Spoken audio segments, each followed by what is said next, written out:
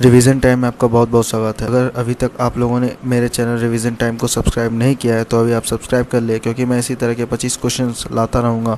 आप लोगों के लिए पीडीएफ लिंक मैं नीचे डिस्क्रिप्शन बॉक्स में दे दूँगा, आप लोग वहाँ से डाउनलोड भी कर सकते हैं और क्वेश्चन प्रैक्टिस भी कर सकते हैं। तो चलिए बढ़ते हैं। पहले जो पार्ट 4 का लास्ट क्वेश्चन था जो मैंने पूछा था वो ये था कि लॉन्ग वॉक टू फ्रीडम किस प्रसिद्ध व्यक्ति की आत्मकथा है। इसका उत्तर होगा नेल्सन मंडेला। अगर बात नेल्सन मंडेला की जाए तो long walk to freedom Nelson Mandela द्वारा लिखी गई है। वह दक्षिण अफ्रीका रंगभेद विरोधी नेता थे। वह देश के पहले अश्वेत राष्ट्रपति थे। उन्हें दक्षिण अफ्रीका के राष्ट्र के पिता के रूप में भी जाना जाता है। उन्हें 1990 में भारत रत्न से सम्मानित किया गया और 1993 में शांति का नोबेल पुरस्कार भी मिला था। तो बढ़ते हैं रिवीजन पार्ट 5 के पहले प्रश्न की ओर। जब तार की लंबाई दोगुनी की जाती है तो अमीटर की रीडिंग कम हो जाती है, ऐसा क्यों? तो इसका उत्तर क्या होगा? इसका उत्तर होगा बी, आधी हो जाती है। जब तार की लंबाई दोगुनी की जाती है तो अमीटर की रीडिंग आधी हो जाती है। जब तार की लंबाई दोगुनी की जाती है तो अमीटर की रीडिंग आधी कम हो जाती है। अमीटर परिपथ में सदैव श्रेणी क्रम में लगाया जाता है। विद्युत धारा को एम्पियर में मापने के लिए अमीटर नामक यंत्र का प्रयोग किया जाता है। एक आदर्श एमीटर का प्रतिरोध 0 होना चाहिए। वोल्ट मीटर का प्रयोग परिपथ के किन्हीं दो बिंदुओं के बीच विभवांतर मापने में किया जाता है। इसे परिपथ में सदैव समानांतर क्रम में लगाया जाता है। एक आदर्श वोल्ट मीटर का प्रतिरोध अनंत होना चाहिए। अब बढ़ते हैं नेक्स्ट क्वेश्चन की ओर। सबसे कम उम्र में माउंट एवरेस्ट और माउंट एल्ब्रूस यूरोप का सर्वोच्च शिखर पर विजय प्राप्त करने वाली लड़की कौन है? तो इसका उत्तर होगा मलावतपूर्णा। ठीक है। सबसे कम उम्र में माउंट एवरेस्ट और माउंट एल्ब्रूस यूरोप का सर्वोच्च शिखर पर विजय प्राप्त करने वाली लड़की मलावतपूर्णा है। 13 वर्ष 11 माह की तेलंगाना की लड़की मलावतपूर्णा ने एवरेस्ट पर फतेह प्राप्त किया था। बछेंद्री पाल एवरेस्ट पर चढ़ने वाली प्रथम महिला है। संतोष यादव लगातार 2 बार एवरेस्ट पर चढ़ने वाली प्रथम महिला है। एवरेस्ट पर चढ़ने में सर्वप्रथम मानव ने 1953 में सफलता पाया था। अब बढ़ते हैं अगले क्वेश्चन की ओर। निम्नलिखित में से कौन सा एक गंधीय सूचक है? इसका उत्तर होगा लौंग। लौंग एक गंधीय सूचक है। लौंग एक गंधीय सूचक है। लौंग फूल की कली से प्राप्त होती है। गुलाब से इत्र बनाने की कला नूरजहां की मां अस्मात बेगम ने विकसित की। हल्दी जो है पीड़ा निवारक के रूप में भी प्रयोग होता है। केसर पौधों का वर्तिकाग्र यानी कि स्टिग्मा भाग मसाला के रूप में काम आता है। बढ़ते हैं अगले प्रश्न की ओर। अगला प्रश्न ये है कि जो ध्वनि है वो किस माध्यम में सबसे तेज यात्रा करती है? इसका उत्तर आपको बताना है। इसका उत्तर होगा ऑप्शन नंबर डी, ठोस पदार्थ। जैसा कि आपको पता है ध्वनि जो है पहले सॉलिड फिर लिक्विड फिर गैस, इस तरह के क्रम में आगे बढ़ती है, यानी कि इसी तरह वो क्रम रहता है। जो सबसे तेज यात्रा करने का जो क्रम है वो सॉलिड है, उसके बाद लिक्विड है, फिर इसके बाद गैस है। सॉलिड, लिक्विड एंड गैस, याद रखिएगा। ध्वनि जो है ठोस पदार्थ माध्यम में सबसे तेज यात्रा करती है। विभिन्न माध्यमों में ध्वनि की चाल भिन्न भिन्न होती है। किसी माध्यम में ध्वनि की चाल मुख्यतः माध्यम की प्रत्यास्था तथा घनत्व पर निर्भर करती है। गैसों के अपेक्षा द्रवों में प्रत्यास्था अधिक होती है तथा ठोसों में सबसे अधिक होता है। गैसों की अपेक्षा ध्वनि की चाल द्रव में अधिक होती है और द्रव की अपेक्षा ठोस में ध्वनि की चाल अधिक होती है। ध्वनि के लिए माध्यम अनिवार्य है, निर्वात में ध्वनि गमन नहीं कर सकती है। बढ़ते हैं अगले प्रश्न की ओर। पृथ्वी की सतह के नीचे फंसी गर्मी को क्या कहते हैं? तो इसका उत्तर होगा भूतापीय ऊर्जा। पृथ्वी की सतह के नीचे फंसी गर्मी है। भूतापीय ऊर्जा नवीनीकरण ऊर्जा का एक स्रोत है। ज्वारीय टाइडल ऊर्जा समुद्र तटीय क्षेत्रों में प्राप्त किया जाता है। जीवाश्म जो है फॉसिल ऊर्जा भारत में ऊर्जा का मुख्य स्रोत है। जीवाश्म ऊर्जा में मुख्यतः तापीय ऊर्जा है। और जैसा कि आपको पता है भारत सरकार ने निर्धारित किया है कि परमाणु ऊर्जा 2020 ईस्वी तक 20,000 मेगावाट प्राप्त कर लेगा। इतना इसका लक्ष्य है। कितना लक्ष्य है? 20,000 मेगावाट प्राप्त करने का परमाणु ऊर्जा का लक्ष्य है 2020 तक। लेकिन संभव यही है कि 2020 तो मुश्किल है, फिर भी 2021 तक तो पक्का ये प्राप्त लक्ष्य कर ही लेगा। अब बढ़ते हैं अगले प्रश्न की ओर। जिंक सल्फेट के मिश्रण में कॉपर धातु को डुबोया जाता है तो क्या होता है? तो इसका उत्तर होगा कोई प्रतिक्रिया नहीं होती है। जिंक सल्फेट के मिश्रण में कॉपर धातु को डुबोया जाता है तो कोई प्रतिक्रिया नहीं होती है। जस्ता का मुख्यतः निष्कर्षण जिंक ब्लेड अयस्क है। जस्ता का द्रवनांक 419 डिग्री सेल्सियस तथा क्वथनांक 920 डिग्री सेल्सियस तथा विशिष्ट गुरुत्व 7.1 होता है। ये 100 डिग्री सेल्सियस से 150 डिग्री सेल्सियस पर तन्य तथा आघात वर्ध्य होता है। यह ऊष्मा का सुचालक होता है। जस्ता तनु हाइड्रोक्लोरिक अम्ल के साथ प्रतिक्रिया कर यह H2 गैस मुक्त करता है। यह सल्फ्यूरिक अम्ल के साथ प्रतिक्रिया कर यह SO2 गैस मुक्त करता है। जस्ता कॉपर सल्फेट के घोल से यह कॉपर को अवक्षेपित करता है। ठीक है, बढ़ते हैं अगले प्रश्न की ओर। अब आपको बताना है इनमें से कौन सा पुरुषों में पाया जाता है। इनमें से कौन सा पुरुषों में पाया जाता है, इसका उत्तर होगा ऑप्शन नंबर डी, Y गुणसूत्र पुरुषों में पाया जाता है। मनुष्य में गुणसूत्रों की कुल संख्या 46 होती है, 46। प्रत्येक संतान को समजात गुणसूत्रों की प्रत्येक जोड़ी का एक गुणसूत्र अंडाणु के द्वारा माता से तथा दूसरा शुक्राणु द्वारा पिता से प्राप्त होता है। निषेचन के समय यदि अंडाणु X गुणसूत्र वाले शुक्राणु से मिलता है तो युग्मनज में 23वीं जोड़ी XX होगी और इसमें बनने वाली संतान लड़की होगी। इसके विपरीत यदि किसी अंडाणु में Y गुणसूत्र वाले शुक्राणु से निषेचित होगा तो युग्मनज में 23वीं जोड़ी XY होता है और इससे बनने वाली संतान लड़का होगा। अतः पुरुष का गुणसूत्र संतान में लिंग निर्धारण के लिए उत्तरदायी होता है। ये क्वेश्चन ये है कि कार्य होता है यदि डैश होता है। कार्य होता है यदि ऊर्जा होता है। कार्य की माप लगाए गए बल तथा बल की दिशा में वस्तु के विस्थापन के गुणनफल के बराबर होती है। किसी वस्तु में कार्य करने की क्षमता को उस वस्तु की ऊर्जा कहते हैं। ऊर्जा एक अदिश राशि है, यानी कि ऊर्जा एक स्केलर क्वांटिटी है। ऊर्जा का SI मात्रक जूल है। ऊर्जा को गतिज ऊर्जा और स्थितिज ऊर्जा में बांटा जाता है। मशीनों की शक्ति अश्व शक्ति में भी व्यक्त किया जाता है। वॉट सेकेंड ऊर्जा या कार्य का मात्रक है। वॉट घंटा भी ऊर्जा या कार्य का मात्रक है। तो बढ़ते हैं अगले प्रश्न की ओर। Question number 9। इनमें से आपको बताना है कि हैलोजन कौन है। इसका उत्तर होगा सी, क्लोरीन। क्लोरीन एक हैलोजन है। हैलोजन ग्रीक भाषा का शब्द है जिसका अर्थ होता है लवण उत्पादक। हैलोजन समूह में फ्लोरीन, क्लोरीन और ब्रोमीन, आयोडीन और एसेटीन है। क्लोरीन गैस चूने के साथ प्रतिक्रिया कर ब्लीचिंग पाउडर का निर्माण करता है। क्लोरीन द्वारा व्यंजक उसके ऑक्सीकरण गुण पर आधारित है। सोडियम इतना मुलायम धातु होता है कि जिसे आप चाकू से भी काट सकते हो। और लास्टली क्रिप्टन जो है, क्रिप्टन एक अक्रिय गैस है, यानी कि इनर्ट गैस है क्रिप्टन। चलते हैं क्वेश्चन नंबर 10 की ओर। काला क्रांति किसके उत्पादन से संबंधित है। काला क्रांति पेट्रोलियम उत्पादन से संबंधित है। अभी तक आप लोगों ने श्वेत क्रांति, हरित क्रांति, पीली क्रांति ये सब पढ़ा था। यह है काला क्रांति, ये पेट्रोलियम के उत्पादन से संबंधित है। चलिए आप जानते हैं और भी बहुत सारे क्रांति के बारे में। जैसे श्वेत क्रांति जो है वो ये दूध उत्पादन से संबंधित है। हरित क्रांति अनाज उत्पादन से संबंधित है। पीली क्रांति दलहन तिलहन उत्पादन से संबंधित है। और नीली क्रांति मछली उत्पादन से संबंधित है। रजत क्रांति अंडा उत्पादन से संबंधित है। और अमृत क्रांति नदी जोड़ने से संबंधित है। बढ़ते हैं अगले प्रश्न की ओर। वस्तुएं जो अपनी रोशनी स्वयं उत्पादित करती है को क्या कहते हैं। इसका उत्तर होगा वस्तुएं जो अपनी रोशनी स्वयं उत्पादित करती है उसे हम चमकदार वस्तुएं कहते हैं। प्रकाश के प्रति व्यवहार के आधार पर वस्तुओं को निम्न भागों में बांटा जा सकता है।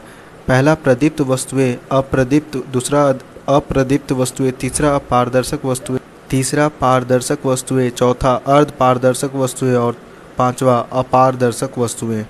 वे वस्तुएं जो स्वयं के प्रकाश से प्रकाशित होती है उसे, जैसे सूर्य, विद्युत बल्ब आदि। अप्रदीप्त वस्तुएं का उदाहरण मेज, कुर्सी इत्यादि है। इनके खुद के प्रकाश नहीं होते। पारदर्शक वस्तुएं वे हैं जैसे कांच, जल आदि, इनके आर पार देखा जा सकता है। अर्ध पारदर्शक वस्तुएं का उदाहरण तेल लगा हुआ कागज है। तेल लगा हुआ कागज जो होता है अपारदर्शक वस्तुएं का उदाहरण है। बढ़ते हैं अगले प्रश्न की ओर। अगर अभी तक आप लोगों ने रिवीजन टाइम के चैनल को सब्सक्राइब नहीं किया तो सब्सक्राइब कर लें, क्योंकि मैं इसी तरह के क्वेश्चन लाता रहूँगा। और आप लोग ये प्रैक्टिस करने के लिए मैं प्रैक्टिस सेट के क्वेश्चन नीचे डिस्क्रिप्शन बॉक्स में दे दूँगा, आप लोग वहाँ से डाउनलोड करके प्रैक्टिस भी कर सकते हैं। तो चलिए बढ़ते हैं अगले प्रश्न की ओर। सबसे इलेक्ट्रोपॉजिटिव तत्व है, इनमें से कौन होगा। क्लोरीन सबसे इलेक्ट्रोपॉजिटिव तत्व है। क्लोरीन का प्रतीक Cl है। सबसे अधिक इलेक्ट्रॉन बंधुता क्लोरीन की होती है। वर्ग 7a के तत्वों की इलेक्ट्रॉन बंधुता उच्च होती है। फ्लोरीन की विद्युत ऋणात्मकता सबसे अधिक होती है। मध्ययुगीन काल में सरकी राजाओं ने अटाला मस्जिद को कहाँ पर बनवाया था? इसका उत्तर होगा मध्ययुगीन काल में सरकी राजाओं ने अटाला मस्जिद को जौनपुर में बनवाया था। अटाला देवी की मस्जिद का निर्माण 1408 ईस्वी में इब्राहिम साद सरकी द्वारा किया गया था। नामी मस्जिद का निर्माण जौनपुर में हुसैनपुर सरकी ने बनवाया। झंझरी मस्जिद और लाल दरवाज़ा मस्जिद इब्राहिम सरकी ने निर्माण करवाया। अटाला देवी मस्जिद का निर्माण विजय चंद्र द्वारा निर्मित अटाला देवी के मंदिर को तोड़कर किया गया था। सरकी राज्य की स्थापना मलिक सरवर ने की थी। बढ़ते हैं अगले प्रश्न की ओर। विभिन्न प्रकार के अस्थायी ऊतकों के निर्माण के लिए कौन से ऊतक की कोशिकाओं को अलग किया जाता है? इसका उत्तर होगा विभिन्न प्रकार के अस्थायी ऊतकों के निर्माण के लिए मेरिस्टेमेटिक ऊतक की कोशिकाओं को अलग किया जाता है। ऊतक का अध्ययन हिस्टोलॉजी में किया जाता है। मेरिस्टेमेटिक ऊतक ऐसी कोशिकाओं का समूह होता है जिनमें बार बार सूत्री विभाजन करने की क्षमता होती है। यह ऊतक की कोशिकाएं छोटी अंडाकार या बहुभुजी होती है तथा इसकी भित्ति सेलुलोज की बनी होती है। प्रत्येक कोशिका घने कणयुक्त कोशिका द्रव से भरी रहती है। पैरेन्काइमा ऊतक अत्यंत सरल अस्थायी ऊतक है। बढ़ते हैं अगले प्रश्न की ओर। बांध में संग्रहित पानी में कौन सी ऊर्जा होती है? तो इसका उत्तर होगा स्थितिज ऊर्जा। बांध में संग्रहित पानी में स्थितिज ऊर्जा होती है। और भी कई अन्य उदाहरण है, जैसे घड़ी की चाबी में संचित ऊर्जा को स्थितिज ऊर्जा कहते हैं और स्प्रिंग की या कमानी की ऊर्जा को हम लोग स्थितिज ऊर्जा कहते हैं। जब किसी वस्तु में विशेष अवस्था या स्थिति के कारण कार्य करने की क्षमता आ जाती है उसे स्थितिज ऊर्जा कहते हैं। किसी वस्तु में उसकी गति के कारण कार्य करने की जो क्षमता आ जाती है उसे उस वस्तु की गतिज ऊर्जा कहते हैं। बढ़ते हैं अगले प्रश्न की ओर। वनस्पति तेल के हाइड्रोजनेशन में उत्प्रेरक कैटलिस्ट के रूप में किसका प्रयोग किया जाता है? इसका उत्तर क्या होगा? इसका उत्तर होगा वनस्पति तेल के हाइड्रोजनेशन में उत्प्रेरक कैटलिस्ट के रूप में निकेल का प्रयोग किया जाता है। लैक्टिक वैलिसी दूध से लैक्टिक अम्ल बनाने में, डाई स्टेज एंजाइम स्टार्च से माल्टोज बनाने में प्रयोग होता है। जाइमेज एंजाइम ग्लूकोज से एथिल अल्कोहल बनाने में होता है।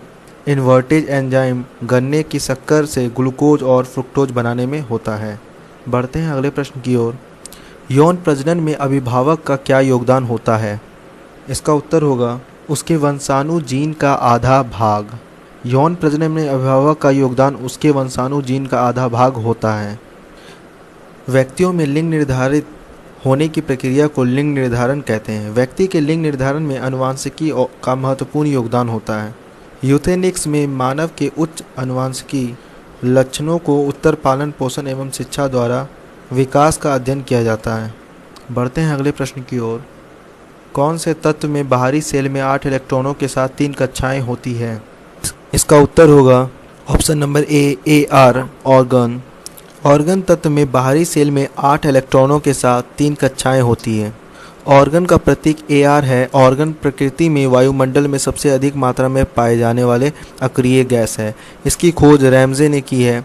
ऑर्गन का प्रयोग विद्युत बल्ब में भरने में किया जाता है। ऑर्गन भरने से बल्ब का तंतु ज़्यादा समय तक सुरक्षित रहता है। ज़ेनॉन सर्वाधिक यौगिक बनाने वाला अक्रिय गैस है, इनर्ट गैस। ज़ेनॉन का प्रतीक Xe होता है, ज़ेनॉन। बढ़ते हैं अगले प्रश्न की ओर। Question number 19। इनमें से एक बीजपत्री मोनोकॉट पौधा कौन सा है? लहसुन एक बीजपत्री मोनोकॉट पौधा है। एक बीजपत्री पौधों के बीच में सिर्फ एक बीजपत्री होता है। एक बीजपत्री पौधे लिलिएसी कुल के लहसुन प्याज है। पाल्मी कुल का नाम सुपारी, ताड़, नारियल, खजूर है जो एक बीजपत्री पौधे हैं। ग्रैमिनेसी एक बीजपत्री पौधे में गेहूँ, मक्का, गन्ना, चावल, ज्वार आदि आते हैं। द्विबीजपत्री पौधे में वे पौधे आते हैं जिनके पौधे के बीजों में 2 पत्र होते हैं जिसे हम डाइकॉट कहते हैं। बढ़ते हैं अगले प्रश्न की ओर। Question number 20। किसी वस्तु के मुक्त रूप से गिरने के दौरान निम्नलिखित में से कौन सी ऊर्जा इसके रास्ते में किसी एक बिंदु पर बढ़ जाती है? इसका उत्तर होगा ऑप्शन नंबर सी, किसी वस्तु के मुक्त रूप से गिरने के दौरान गतिज ऊर्जा इसके रास्ते में किसी एक बिंदु पर बढ़ जाती है। ऊर्जा ना उत्पन्न होता है ना ही नष्ट होता है, केवल रूपांतरण होता है। यांत्रिक ऊर्जा को विद्युत ऊर्जा में डायनेमो बदलता है।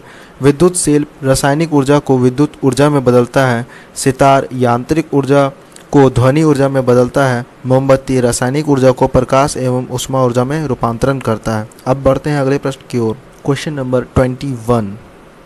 गाढ़ कोशिकाओं में क्या प्रवाहित होने पर वे फूल जाते हैं जिससे स्टोमाटा का छिद्र खुल जाता है?